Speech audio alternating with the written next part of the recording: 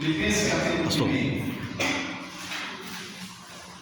Hoje se a tosse incomodar um pouco, meus irmãos, me perdoem eles. Eu estava ontem falando lá eu estava falando no aniversário da Federação dos Jovens, e eu comecei a tossir muito, o pessoal começou a ficar meio incomodado assim, eu falei, mas não é irmãos. Não é gripe não, né? Vai ficar tranquilo. Eu estou assim porque eu cheirei um pouco.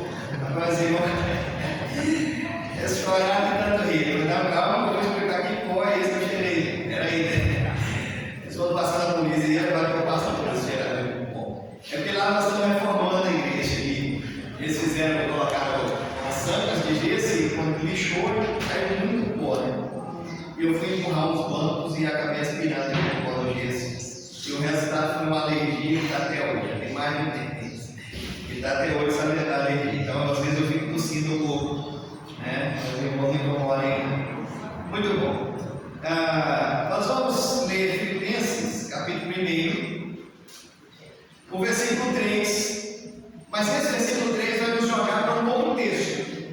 Então, o nosso texto base é, de fato, o Filipenses 1:3.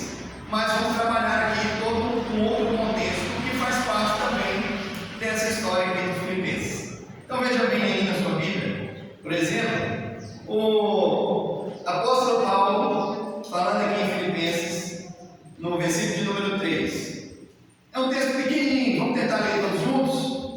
Vamos lá? Dou graças a Deus por tudo que recordo de vós. Amém. Senhor, nós pedimos que o Senhor manifeste a tua graça sobre a nossa vida, falando ao nosso coração, ministrando a tua palavra, Deus, de maneira que possamos sair daqui edificados como igreja do Senhor. É o que te pedimos, agradecidos, em nome do Senhor. Amém. Muito bom. O apóstolo Paulo diz aqui: dou graças ao meu Deus por tudo que me recordo de nós. A gente sabe, a gente ouve muito falar isso. A maioria dos pregadores que vão pregar sobre qualquer texto de Filipenses sempre menciona que Filipenses é a carta da alegria, porque várias vezes nessa carta o apóstolo Paulo vai falar sobre essa alegria que ele tem, a alegria de servir ao Senhor, a alegria de estar com os irmãos, a alegria de poder se recordar aí de algumas coisas. E nessa carta aqui Paulo vai expressar isso, muita gratidão, muita alegria. Apesar de a carta ter sido escrita na prisão, em Roma. Quando Paulo escreveu essa carta, ele estava preso.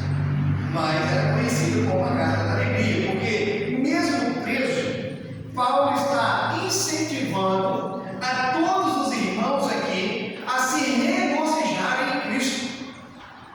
Ele estava preso, mas incentivava que esses irmãos tivessem a alegria, o regozijo de pertencer ao Senhor. A recomendação de Paulo aqui aos irmãos era essa: alegrem-se no Senhor, regozijem-se no Senhor. Você tem aí alguma história, alguma recordação, algo que aconteceu, pode ser há pouco tempo ou muito tempo, e que traz uma certa alegria quando você lembra disso? Tem aí alguma história assim? Algo que você lembra e você se alegra, por aquele fato? A palavra diz que a gente tem que trazer a memória para que dá esperança, numa pesquisa foi observado que a gente se lembra muitos de fatos que foram catastróficos. A gente se lembra muito de fatos ruins. Quem lembra do que aconteceu se a gente falar assim, eu estou esquecendo qual é a verdade. 11 de novembro. 11 de setembro. Aí só não, novembro está vindo aí. 11 de setembro, o que aconteceu? Esse fato a gente não esquece, algo ruim que aconteceu na história. Agora lembra aí de uma data, de uma coisa boa que aconteceu. É mais difícil, a gente começa a buscar na memória.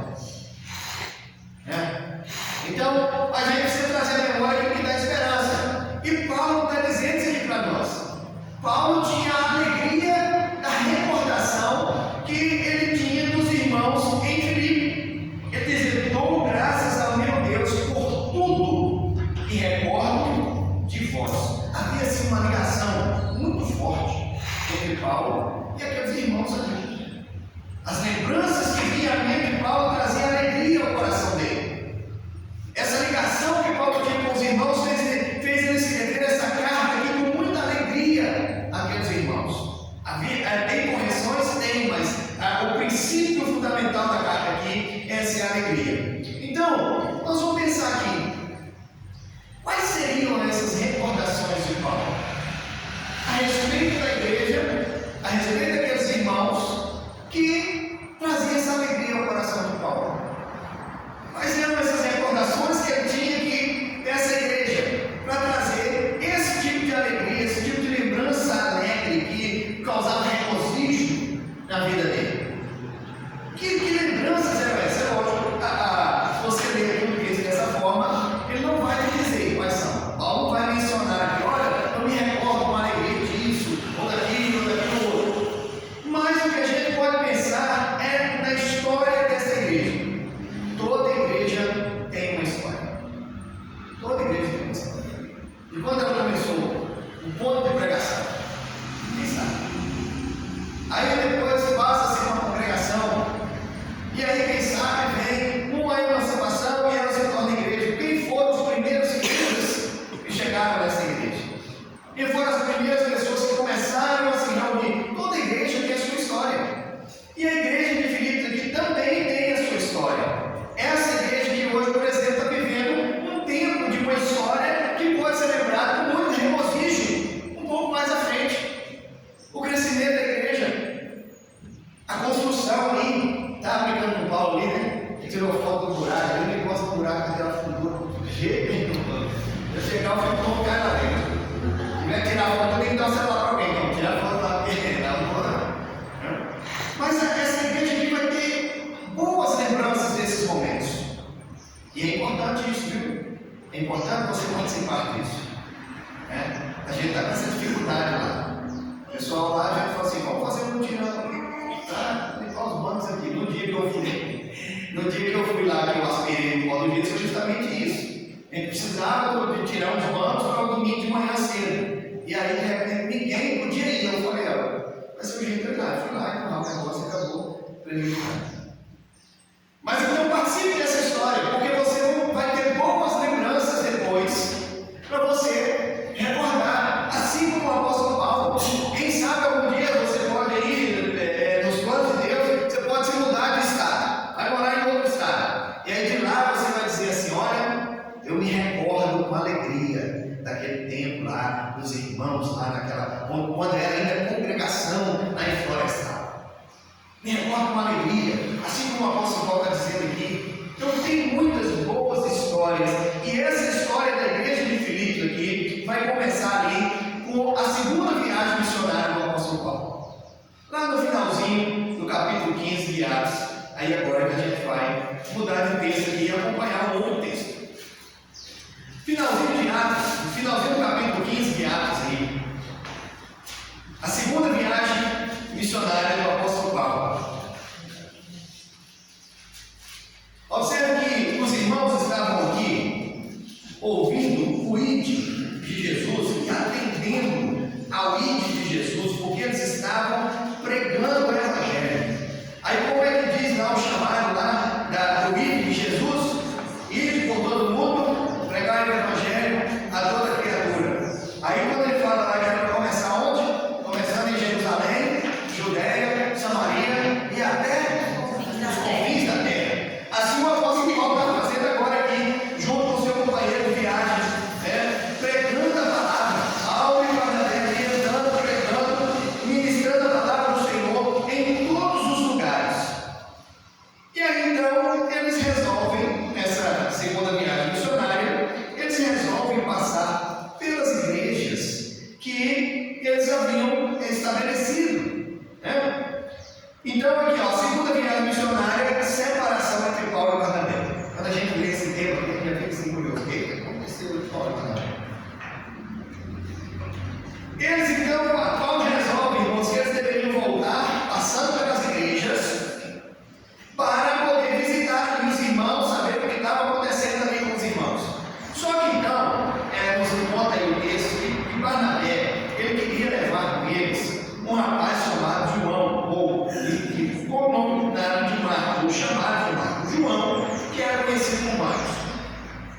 E Paulo não concordou com Barnabé com isso. Porque em uma outra feita, o Marcos havia abandonado eles.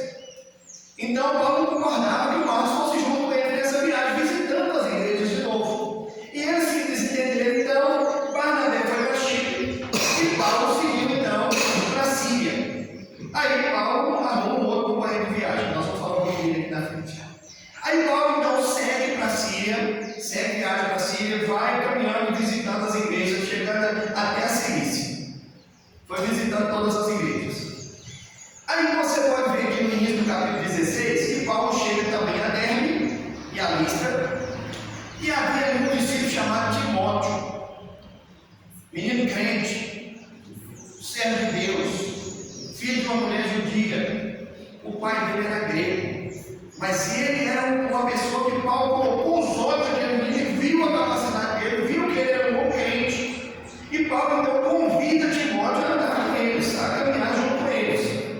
E é interessante, irmãos, observar como que Deus está conduzindo toda a história. Como que Deus está conduzindo toda a história. Vamos ler juntos aí, você vai acompanhando aí a leitura.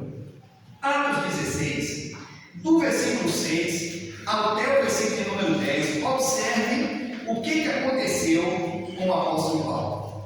Ele tinha o planejamento dele, ele já tinha traçado a rota por onde ele ia passar. Mas aí então vem essa situação aqui, ó. Veja bem, no versículo 6. E percorrendo a região frígio-gálaga, tendo sido impedidos, está escrito aí, tendo sido impedidos pelo Espírito Santo de pregar a palavra na Ásia. O Espírito Santo impediu Paulo de pregar a palavra na Ásia. Espera aí, como é que é isso? Paulo estava pregando a palavra. Ele queria talvez ali fundar uma igreja, uma outra igreja na Ásia. E de repente o Espírito Santo impediu Paulo de pregar a palavra na Ásia. É por quê? Porque Deus está no controle de toda a história. Paulo tinha o planejamento dele. Paulo tinha a ideia do que ele iria fazer, aonde ele queria pregar a palavra. Mas Deus tinha os planos dele para a vida de Paulo e dos seus companheiros. Então veja bem, agora, versículo 7: defrontando Mísia, tentamos ir para Betínia. Mas eu falei assim, ele quase foi para Betínia, né? Ele foi para Betínia. Mas que Paulo pensava para Betínia. Olha que bênção você tem. Aí se passasse Betínia, a gente ficava um pouquinho de florestal também. Pega para lá de florestal. É uma bênção. Mas então Paulo queria ir para Betínia, mas o Espírito de Jesus não permitiu. Mais uma vez, Deus interferindo aqui no planejamento de Paulo e colocando para ele o seu planejamento. E tendo contornado isso, versículo 8, desceram para Troade. Agora veja, versículo 9. Vamos juntos aí? À noite sobreveio a Paulo uma visão, na qual o varão macedônio estava em pé e lhe rogava, dizendo: passa a Macedônia e ajuda-nos. Olha que bênção. À noite Paulo tem essa visão. Esse homem, varão macedônio, em pé, dizendo: passa aqui, passa por aqui e ajuda-nos. Agora o versículo 10. Assim que teve a visão, imediatamente, Paulo relatando aqui, ó, procuramos partir para aquele destino, concluindo que Paulo não relatando, quem está relatando é Lucas, concluindo que Deus nos havia chamado para lhes anunciar o Evangelho. Qual era o destino de Paulo que pregar o Evangelho? Na Ásia. Mas qual que era o plano de Deus? Que ele fosse então para a Macedônia, pregar a palavra lá em Macedônia. E Deus então impediu que ele fosse para a Ásia e disse para ele em visão para onde ele deveria ir.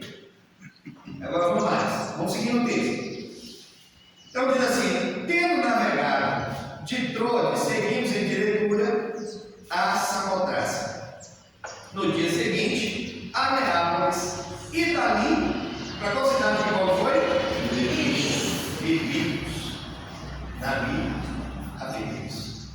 Então assim começa a história da igreja de Filipos. Porque Paulo chega em Filipos e ele permanece ali muitos dias. Irmão, se eu perguntasse para você aqui, qual que é o alimento espiritual do crente? Esse é o quê? O que é o alimento espiritual do crente? Palavra de Deus. E o que mais? A oração. Todos, a gente pode pontuar esses dois aí, com certeza. A palavra de Deus e a oração é o alimento espiritual do crente. E Paulo era um homem de oração. Paulo era um homem de oração. Você pergunta assim, pastor, como o senhor sabe que Paulo era um homem de oração? Olha o que Paulo fez. Ele chega em Filipos e ele vai durar um tempo ali. Só que, é dizer assim, no sábado, o verso que eu digo lá, no sábado, eles foram orar na beira do rio. Eu ouvi um cara falando assim uma vez, crente presbiteriano não vai orar em monte. Fala, é verdade, Paulo não era presbiteriano não, ele orava no rio, ele orava no monte, ele orava no desce. Agora o crente mesmo presbiteriano, da Batista, Assembleia, ele ora em qualquer lugar que tiver. Não é só dentro da igreja, não. Ele ora em casa, ele ora no quarto, ele ora na sala, ele ora no monte, ele ora em todo lugar. Onde ele estiver, ele está orando sempre.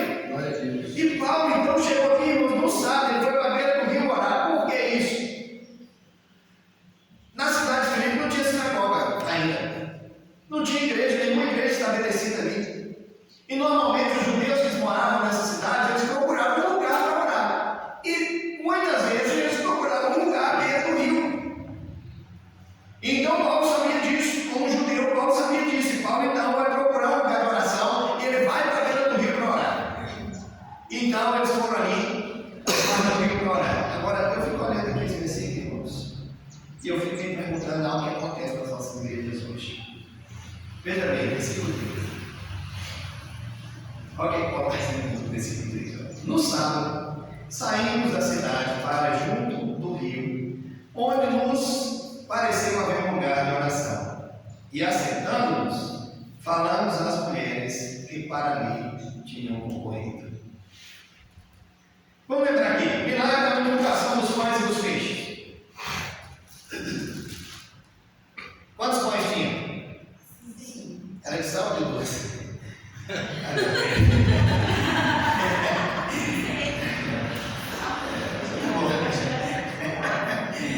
Muito bom. Não, nada disso.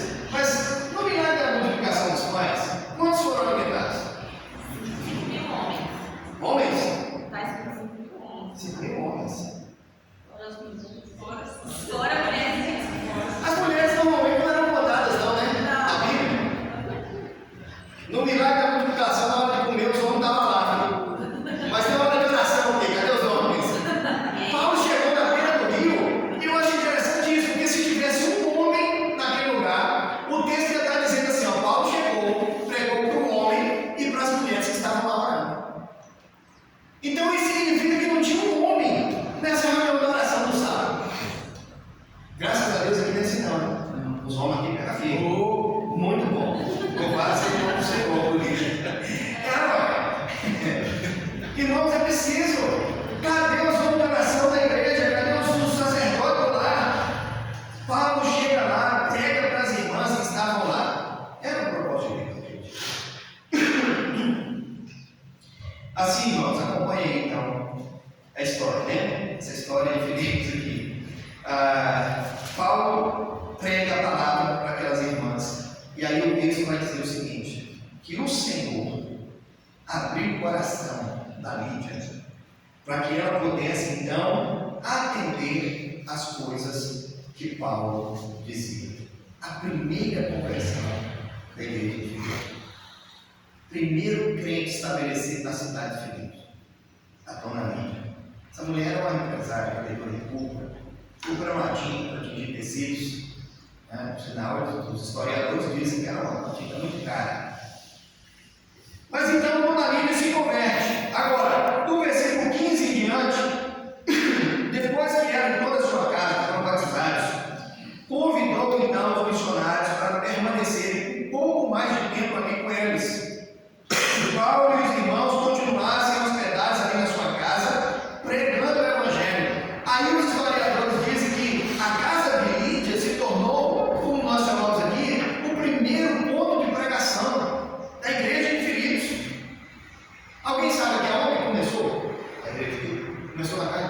Foi aqui mesmo? Minha avó. Na casa da sua avó. Aí, ó, o ponto de pregação foi lá. Quem foi o pastor que pregou lá? Dessa igreja aqui, Não, né? o município. Ela é prima, fica da igreja batista. Ah, da igreja batista.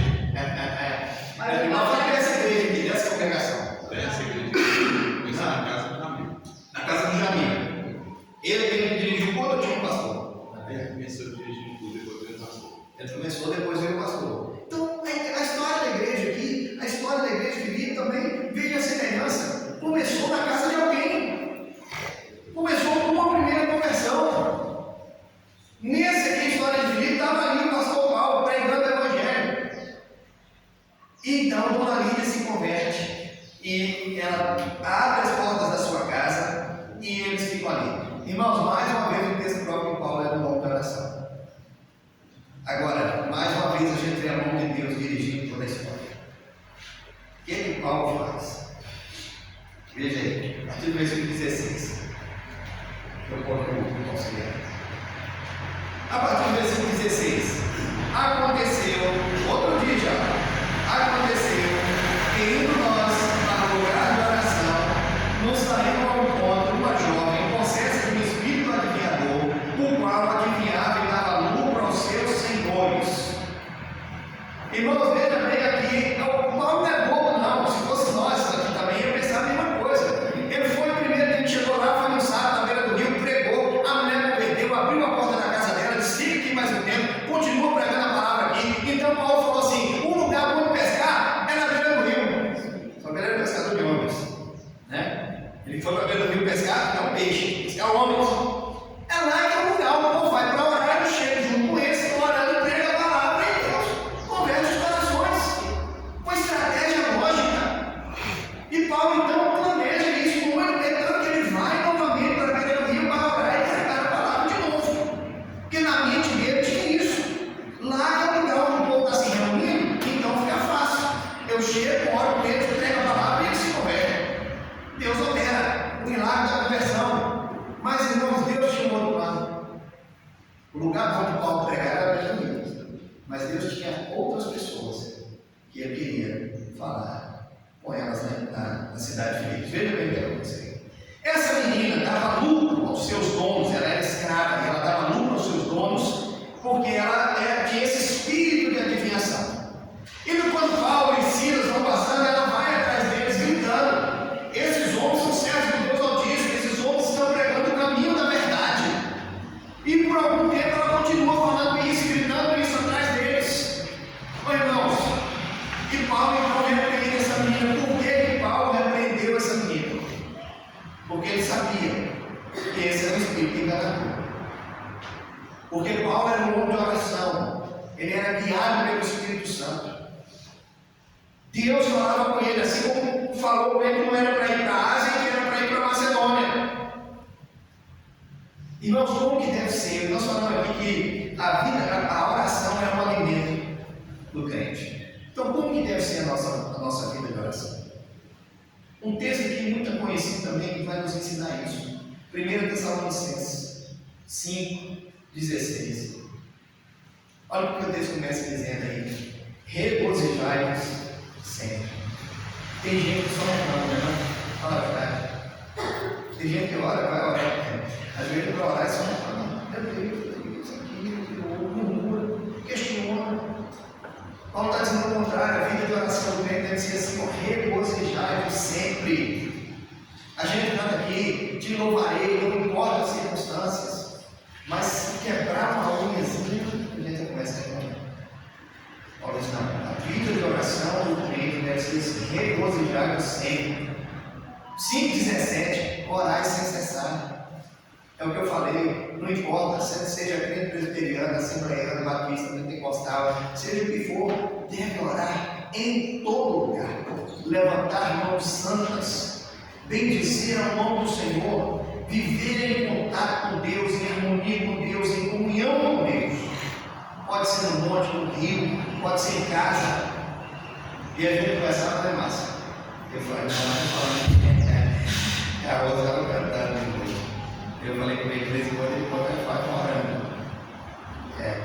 Você já está dormindo, mas conversar.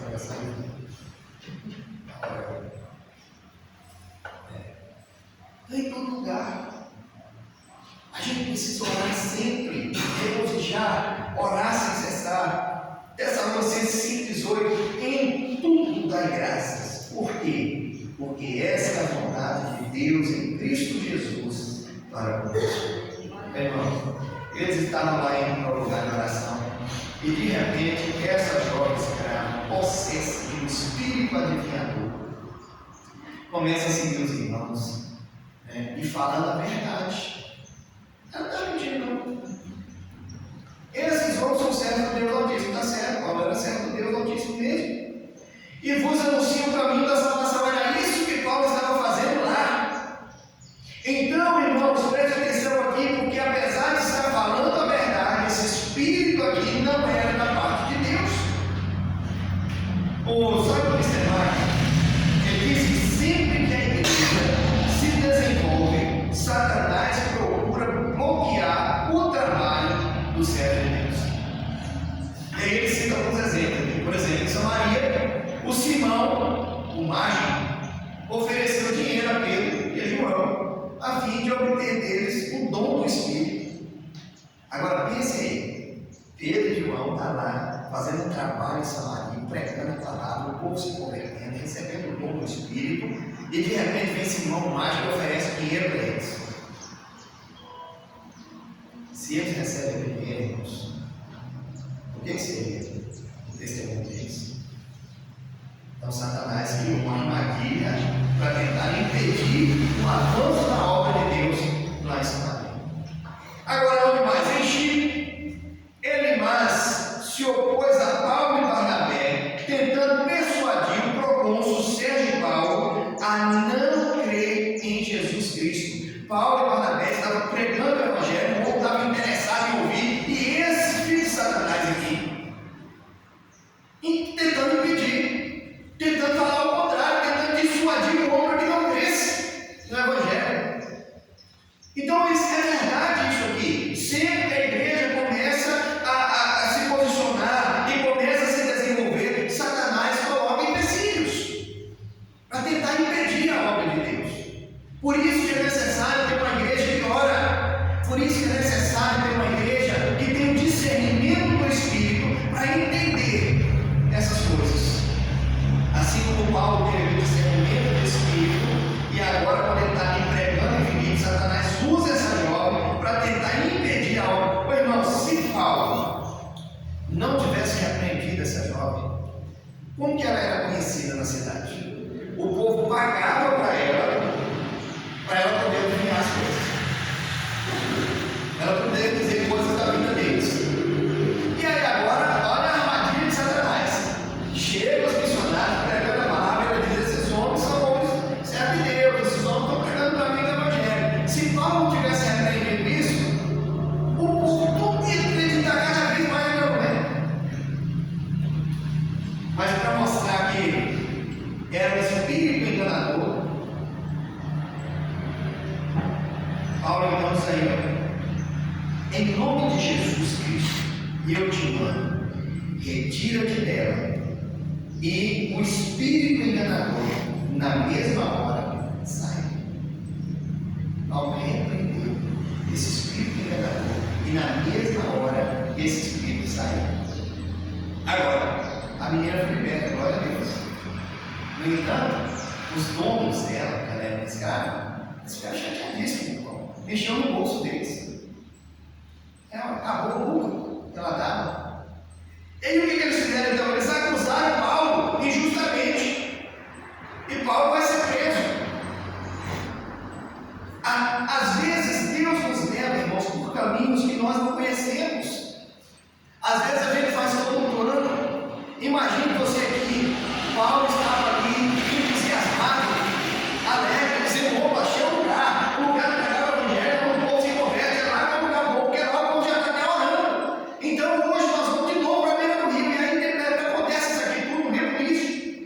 E aonde que Paulo vai parar? Na prisão. Aí nos faz lembrar de algumas coisas, né, da Bíblia, algumas histórias semelhantes. Por exemplo, Deus levanta José para ser governador de toda a terra do Egito. Só que Deus não falou para ele que ele ia ser governador de toda a terra do Egito. Primeiro José passou pelo pelo caminho que passou para chegar até onde ele chegou. Você conhece a história, você sabe. Jonas teve que fazer uma viagem, o primeiro submarino da história. Eu acho que lá nós vamos tirar essa ideia. Estava viajando por bar da água. Só ele fazendo peixe grandão, igual de Jonas, e ele vai embora. Mas Jonas teve que passar por aquela aflição ali, para depois chegar até o caminho onde ele chegou. E agora aqui, irmãos, Paulo está com esse entusiasmo aqui, mas não foi diferente com a vida dele. Então veja aí, ó. O capeta saiu da moça, o capiroto. E Paulo, então, é acusado injustamente. Paulo e Silas são acusados injustamente. E eles levaram uma surra, foram presos, levaram uma surra com varas. Eu já não sei se eu já falei, eu não entendo por que era contado dessa forma. Cabeça do povo daquele tempo, né? Apanhava com varas, era 40 chibatadas menos uma. Não sei por que eles não falavam 39, né? Eles gostavam do número completo, cheio, 40 menos uma. Então Paulo apanha aqui e eles foram colocados no cárcere interior. Sabe o que é o cárcere interior? Não é uma cela comum, não. Hoje a gente olha nessas prisões que tem no Brasil fora, esses presídios, e a gente fala que lugar horrível. O cárcere interior era 10 vezes pior. Porque era uma prisão onde ficava num lugar subterrâneo, escorria água pelas paredes, o lugar era fétido, escuro. E Paulo e Silas são colocados ali naquele lugar e os pés deles amarrados no tronco. O irmão, eu estaria me perguntando assim, Senhor, não era na beira do rio? Onde é que eu vim parar? Para baixo do fundo do rio. Agora, o que eles estavam fazendo, irmãos? Só podia ser uma oração. Meia-noite, cantando, louvando o Senhor. E aí Deus responde no terremoto, que abalou as estruturas da cadeia, abriu-se as portas da prisão. Mas ninguém fugiu, ficou todo mundo quietinho lá dentro.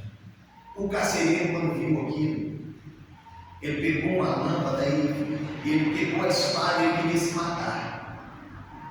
Paulo lá de dentro, eu não sei se Paulo estava lá dentro, você estava espiando para ver o que o carcereiro está fazendo, se o carcereiro chegou na porta, o texto não diz. Só disse que o carcereiro pegou uma espada para se matar, porque ele sabia que se os presos tivessem fugido, ele ia pagar com a vida, a família dele ia pagar com a vida, então ele já ia logo adiantando a sentença contra ele mesmo.